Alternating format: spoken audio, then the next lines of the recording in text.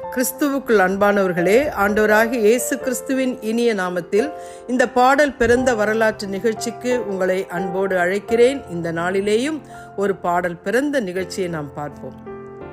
1868 ஆண்டு நியூயார்க்கில் உள்ள ஒரு சிறைச்சாலைக்கு அங்கிருக்கிற கைதி நண்பர்களை, அதாவது சிறை நண்பர்களை பார்க்கும்படியாக ஒரு அம்மையார் சென்றிருந்தார்.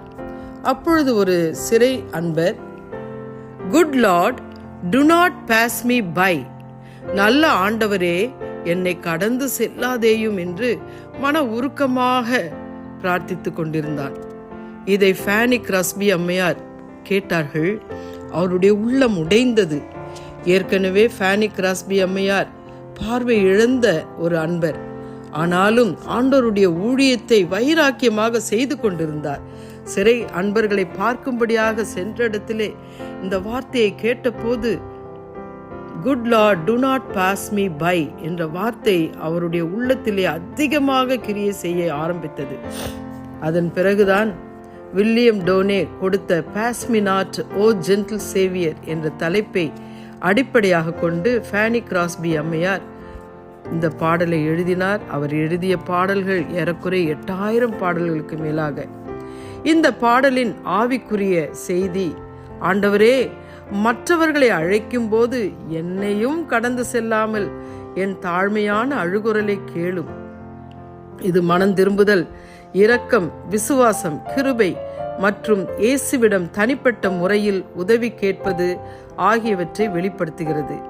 ஆண்டவராகிய இயேசு கிறிஸ்து வாழ்ந்த காலத்தில் 2 குருடர்கள் பிச்சை கேட்டுக் கொண்டிருந்தார்கள். அப்பொழுது ஆண்டவர் அந்த வழியே செல்லும் போது, "ஆண்டவரே, தாவீதின் குமாரனே, எங்களுக்கு இரங்கும்" என்ற அழுகுரலை வெளிப்படுத்தினர். அப்பொழுது ஆண்டவர் அவர்களுக்கு அற்புதத்தை செய்தார். இந்த நிகழ்வு இந்த பாடலின் சம்பவத்தோடு ஒப்பிட்டு வருகிறது. இந்த பாடலை தமிழில் மொழிபெயர்த்தவர் சகோதரன் ஜான் பாரதி. இவர் 1960 பிறந்தார். 4ஆம் தலைமுறை கிறிஸ்தவர், சிறந்த இசைமேதை. ஜான் பாரதி வெறும் மொழிபெயர்ப்பாளராக மட்டுமல்ல, பல தமிழ் கிறிஸ்தவ பாடல்களை உருவாக்கியும் இருக்கிறார். நிறைய கீர்த்தனைகளை மொழிபெயர்த்தும் இருக்கிறார். இவர் BA பட்டம் பெற்றார், அதாவது மியூசிக் துறையில் BA பட்டம் பெற்றார். "ஹியர் மை ஹம்பிள் கிரை, என் அழுகுரல் கேளும் ஆண்டவரே" என்ற ஆங்கில பாடலின் முழு கருத்தையும் மாறாமல் தமிழில் மொழிபெயர்த்துள்ளார். முதல் பகுதியில் பாவியாக என்னை கைவிடாமல் சேர்த்து கொள்ள வேண்டும் என்று கேட்கிறார். 2ஆம் சரணத்தில் அநேகருக்கு இறங்கிய ஆண்டவர் எனக்கும் இறங்கும் என்று கேட்கிறார். 3ஆம் சரணத்தில் தீய குணங்கள் யாவையும் முற்றும் வெறுத்து உம்மிடம் வருகிறேன், ஆண்டவரே, என்னை கடந்து செல்லாதீர்கள் என்று கேட்கிறார்.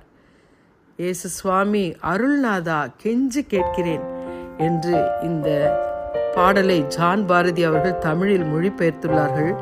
ஆம், இந்த நாட்களிலேயும் கூட நாம் பல மனிதர்களை நம்பி ஏமாந்து போகிறோம். அவர்கள் உதவி செய்வார்கள், இவர்கள் செய்வார்கள் என்று நினைக்கிறோம். ஆனால் ஒருவரும் நம்மளுடைய அழுகுரலை கேட்பவர்கள் இல்லை. ஆனால் ஆண்டவராகிய இயேசு கிறிஸ்து ஒருவர் மட்டும்தான் நம் அழுகுரலை கேட்பவர்.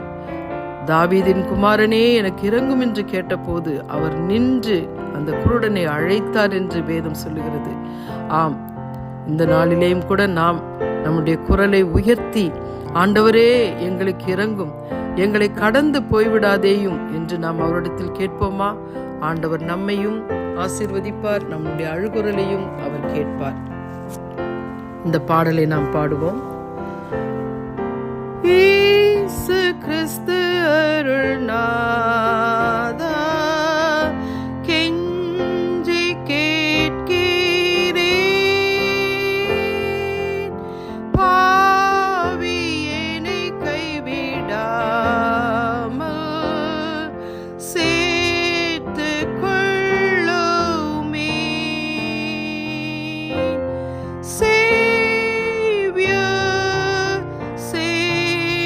Savior,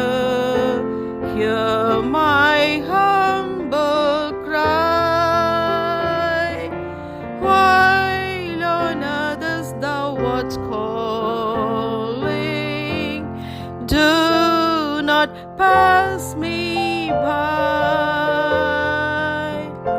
Pass me not, O gentle Savior. Hear my humble cry, while on others thou art calling. Do not pass me by. Savior, Savior, hear my humble cry, while on others thou art calling. Do not pass me by. இயேசு கிறிஸ்து கெஞ்சி கேட்கிறேன், பாவி என்னை கைவிடாமல் சேர்த்து கொள்ளுமே. While on others thou art calling, do not pass me by. ஆண்டவர் நம்மை ஆசீர்வதிப்பாராக. ஆமென்.